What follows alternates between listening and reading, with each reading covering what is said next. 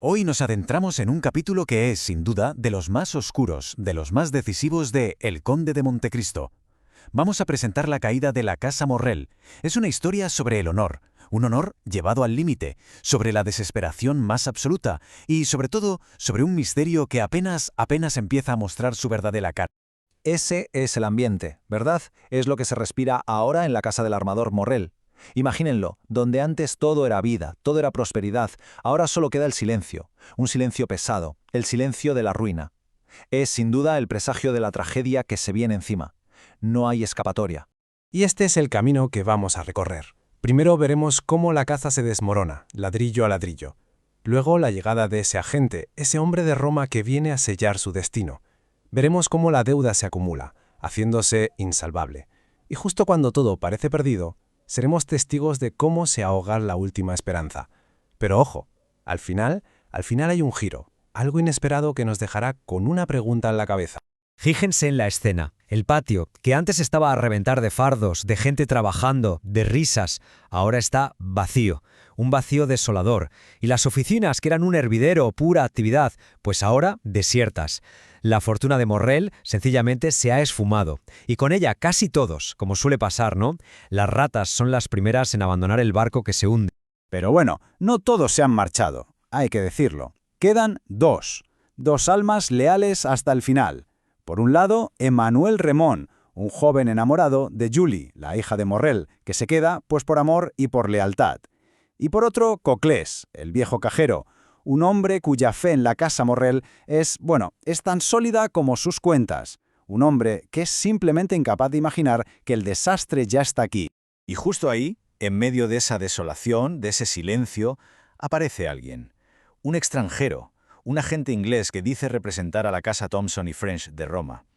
Claro, en una situación así, cada cara nueva es una posible amenaza, un nuevo acreedor que viene a reclamar lo suyo. Y este hombre no va a ser la excepción, ni mucho menos.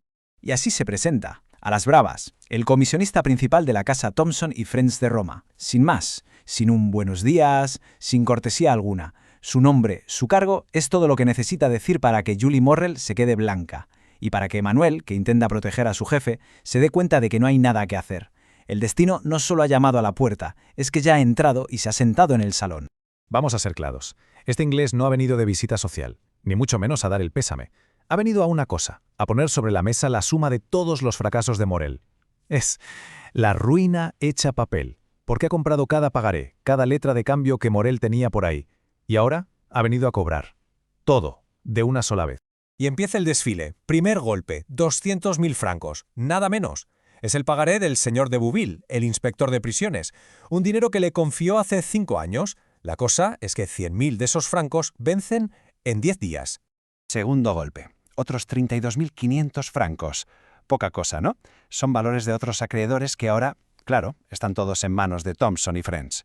Y vencen a final de mes. La soga, como se suele decir, se aprieta un poquito más. Y para rematar, el tercer golpe, 55.000 francos más. Estos son traspasos de las casas Pascal, Wilde y Turner. Todas esas deudas, antes dispersas, ahora están en las manos de un solo hombre. Un único y desde luego implacable acreedor. Hagamos la cuenta. La suma total es de 287.500 francos. Una auténtica barbaridad. Una cifra que, sencillamente, es imposible de pagar.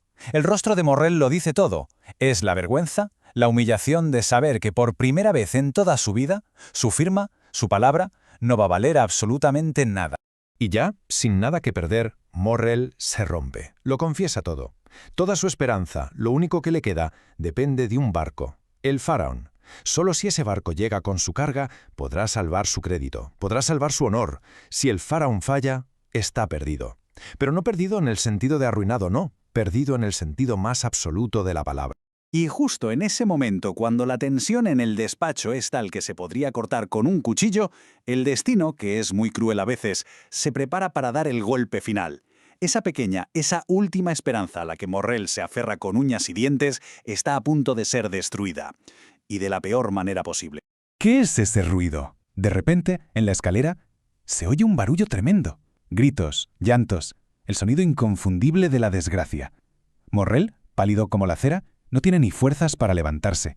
Y el inglés, mientras tanto, lo mira todo con una calma, casi una compasión, muy extraña. Está claro que algo horrible acaba de pasar. La puerta se abre de golpe, y ahí está Julie. Su cara es el reflejo de la catástrofe. Se lanza a los brazos de su padre, llorando, sin poder decir ni una palabra. Pero no hace falta. Su llanto lo está diciendo absolutamente todo. ¿El faraón? Consigue preguntar Morrel. Y la respuesta es un gesto de su hija. Se ha perdido, hundido, la última esperanza, en el fondo del mar. Pero la tripulación se ha salvado, todos. Y aquí es donde vemos la grandeza de este hombre. En medio de su propia ruina, de la destrucción total, Morrel levanta la vista y da gracias a Dios. Gracias por haber salvado a sus hombres, aunque él lo haya perdido todo. Fuera, en la antesala, están los supervivientes, y de entre todos ellos, un viejo lobo de mar, un marinero llamado Penelón, da un paso adelante. Tiene la piel curtida por el sol y la sal, y viene a contar qué fue lo que pasó. Viene a narrar el final del faraón. Y Penelón empieza su relato. Con esas palabras sencillas pero directas de los hombres de mar. Habla de la tormenta, de la lucha imposible contra los elementos, de cómo el agua empezó a entrar a raudales en aquel viejo barco, del esfuerzo inútil, desesperado, en las bombas, hasta que ya no se pudo hacer más. Y llegó la orden de abandonar el barco, justo antes de que el mar se lo tragara para siempre. El viejo navío dio una última vuelta, como despidiéndose, y las olas lo engulleron. «¡Adiós, faraón!», gritaron los marineros desde la chalupa. Y ese adiós no era solo para un barco. Era el adiós definitivo a la fortuna y al futuro de la casa Morrel. Y con eso el relato termina. Morrel despide a sus marineros. Ya no tienen ni un céntimo, pero su honor sigue intacto. El silencio vuelve a caer en el despacho. Y ahora está solo con el agente inglés, a solas con el hombre que, literalmente, tiene su vida y su muerte en sus manos.